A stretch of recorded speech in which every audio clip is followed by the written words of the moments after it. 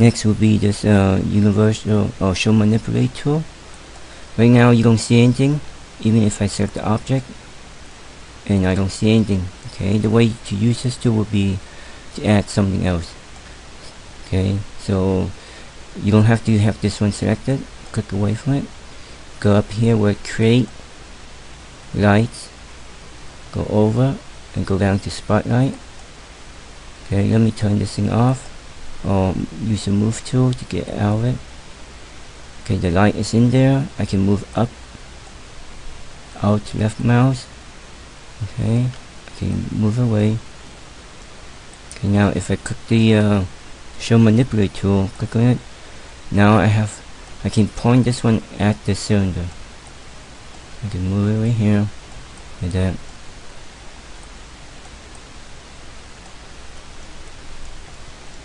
So that's what the show manipulate tool does.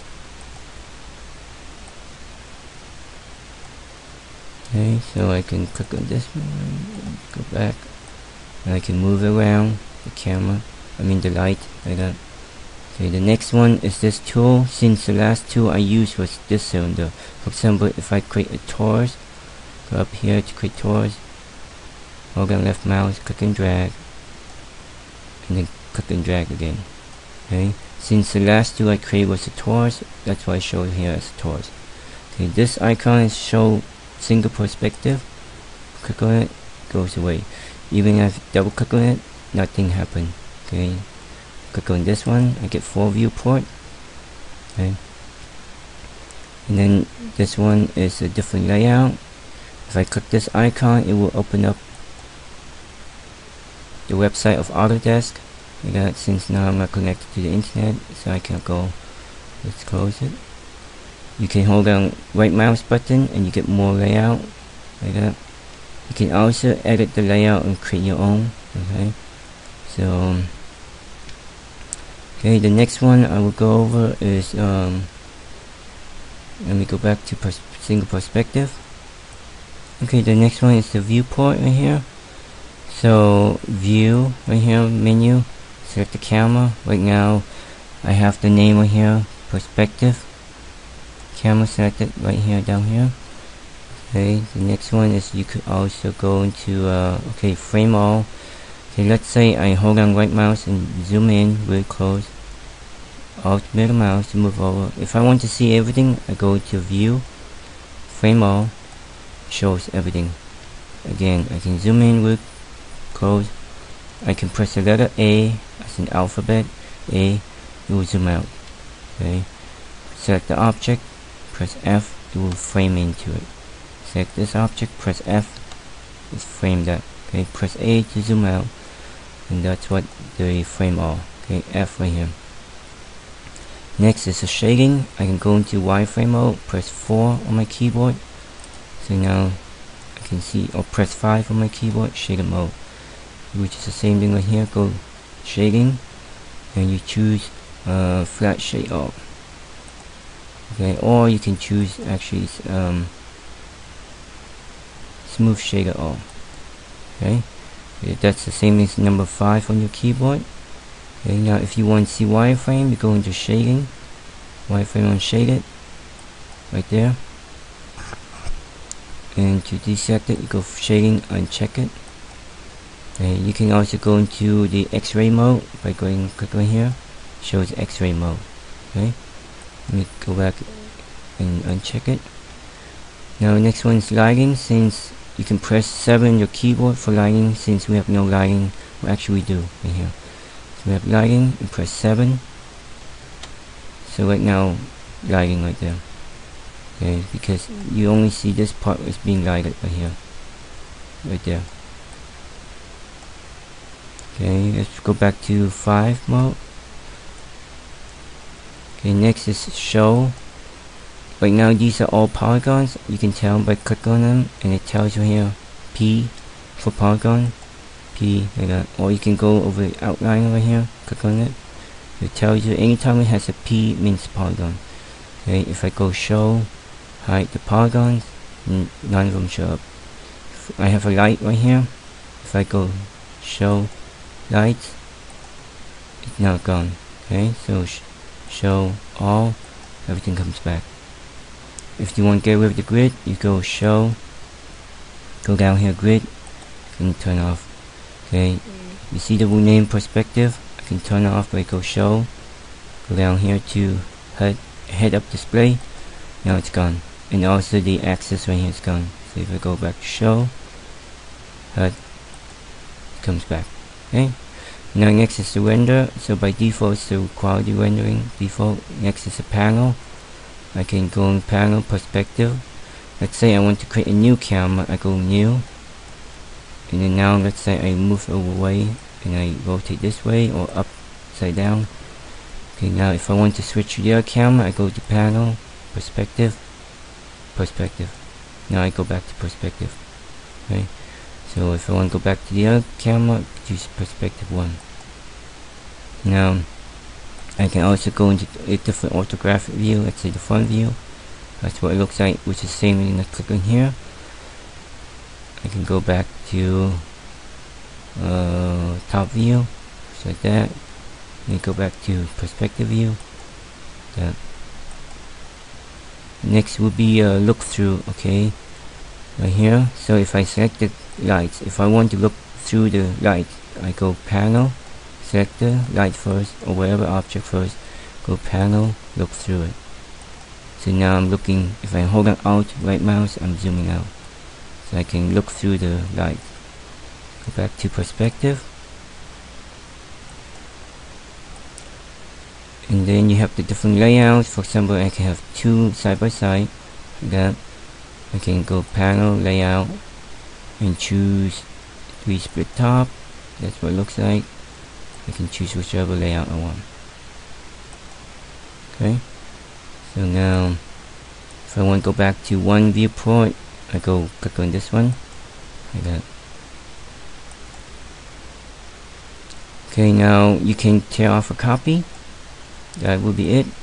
So let's say if you choose, let me close it, let's say I choose right here panel, and I choose this one.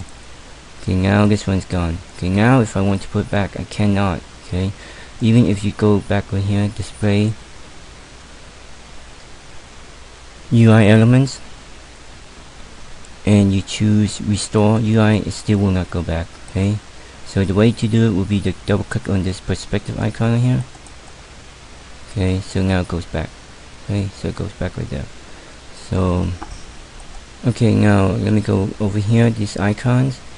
Okay, this is select the camera. Right now the perspective camera selected. If I go into panel and I choose perspective 1, if I want to select this camera, I go here and select that camera. Now perspective camera selected. Okay, this is the attribute editor of the camera. Click on it, it opens up everything here. Next would be let me show you this. This icon is the grid. Enable the grid. Okay, and also notice the compass right here is no longer there. I can go up to display, UI elements, and hit restore, and the icon should be back. Let me go back to show.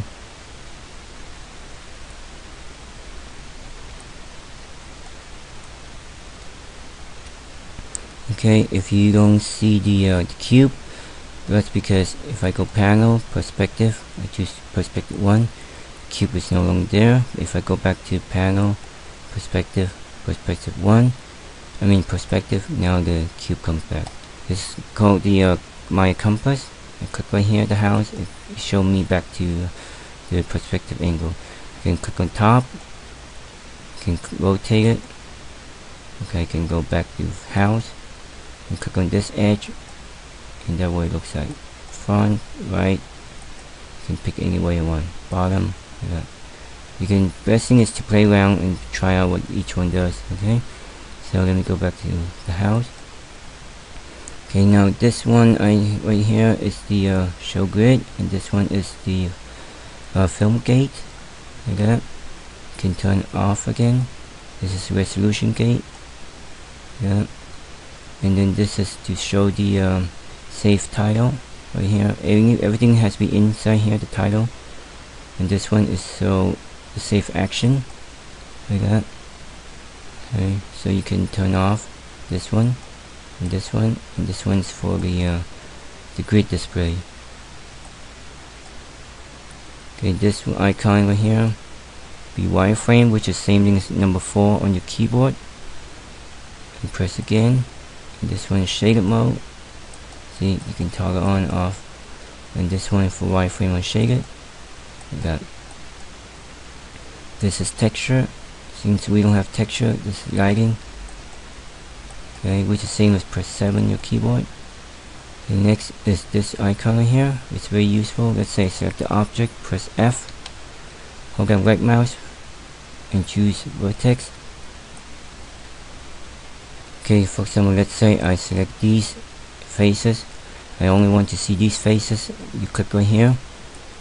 It shows only those faces, but don't forget to disable again, otherwise you wonder what happened to your object. Okay, that is to select, and this one is X-ray mode, like that. You can click outside, press F8 to go back to object mode, and that's it.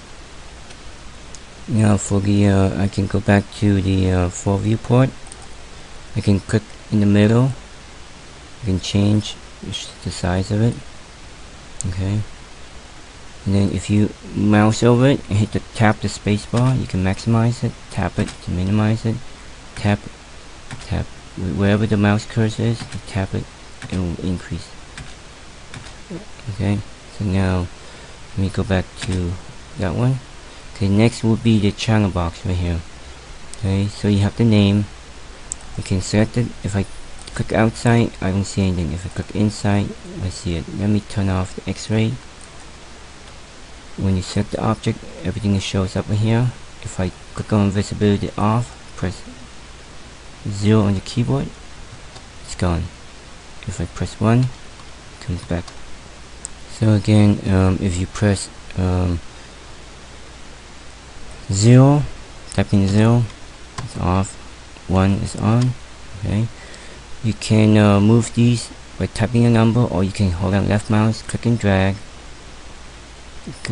or just select 1, select the name, put your mouse cursor here, and hold down middle mouse, click left or right.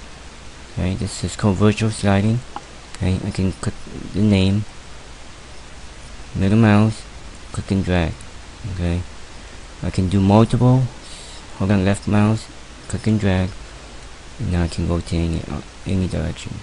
You can hold down left mouse and drag it all the way down, type in 0 to go back to everything, back to reset to 0. Okay, this one right here, input, if I click the name of it and I scroll down, I can either click on the number and type in whatever number, or I can click on the name, little mouse, drag right here. Okay, the subdivision, same thing. You can highlight them, click and drag. I can increase more subdivision or lower it. This is called virtual sliding, and it's under input sphere. Okay, this is the end of part 3 of Maya user interface. So sorry about the timeline constraint again. So I will continue in part 4 of Maya user interface, and in the part 4 I will go over the render panel right here, and then last will be the timeline, and the mail command down here, the help, and then the status right here. So, and then that's all. Thank you for watching.